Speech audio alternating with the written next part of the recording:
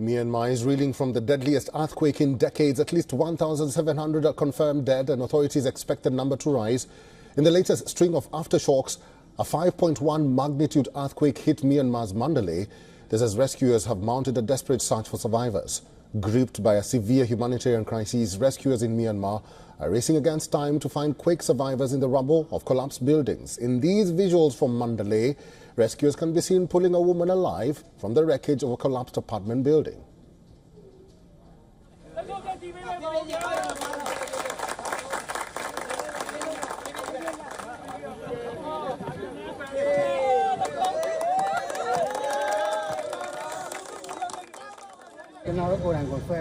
Now, there are still many places where rescuers can help.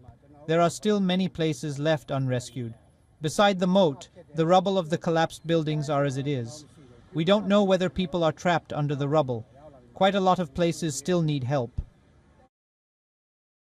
The massive earthquake collapsed buildings, downed bridges and buckled roads, resulting in mass devastation in Mandalay, a city of over 1.7 million people, The aftershocks that followed the powerful 7.7 magnitude quake that struck Myanmar on Friday has toppled buildings as far away as the Thai capital Bangkok and sent tremors through nearby Chinese provinces. At the beginning, I didn't think she would be alive because the floor they were stuck on, people have very little chance to live. I am very happy that I heard good news that she's alive.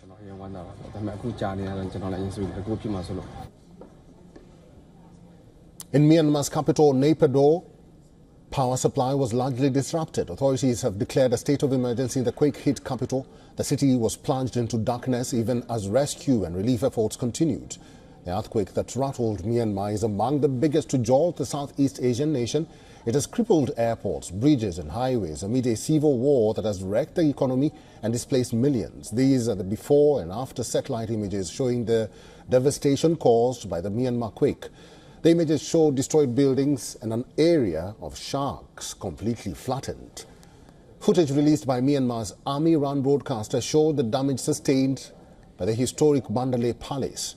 The old clock tower, front gate and relic tower were among the landmarks on the palace grounds that sustained serious damage. Meanwhile, search operations continue on the third day for survivors in Thailand. This after a 30-story under-construction skyscraper collapsed after the deadly quake. At least 18 people have been confirmed dead so far, while 47 others are feared trapped under the rubble. Rescue teams are using excavators and rescue dogs to dig through the huge pile of rubble. Right now, our team is trying to find anyone that might still be alive. Within the first 72 hours, we have to try and save those still alive before the heavy equipment, the backhoes, come in. We and the dogs will help to try and find survivors first. The under-construction building folded up on Friday with fears that it had trapped dozens under the rubble, including workers from Myanmar.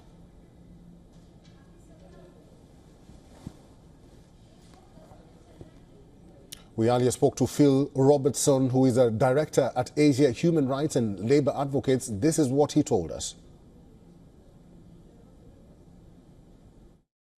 Well, right now we're seeing various different international teams going in.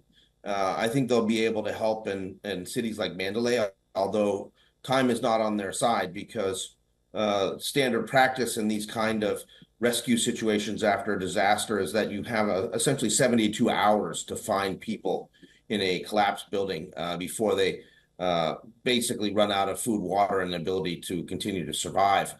So I hope those teams that have come in from China and India and Thailand and Singapore and other places like that can get there and help. But right now, the people who are working in those areas in Mandalay and also in Naypyidaw and other parts of Sagaing, the central areas that were hit by this earthquake, are trying to dig people out with their hands. It's a desperate situation. So there needs to be urgent assistance provided not only to the rescue efforts, but then also providing food and medical services to the people who have survived. I think that because of these aftershocks continuing in the region, many people are not going to be willing to go back into buildings to seek shelter. And I think people are going to be sleeping outside for weeks on end in some of these areas where, they're still trying to recover and find people under these buildings.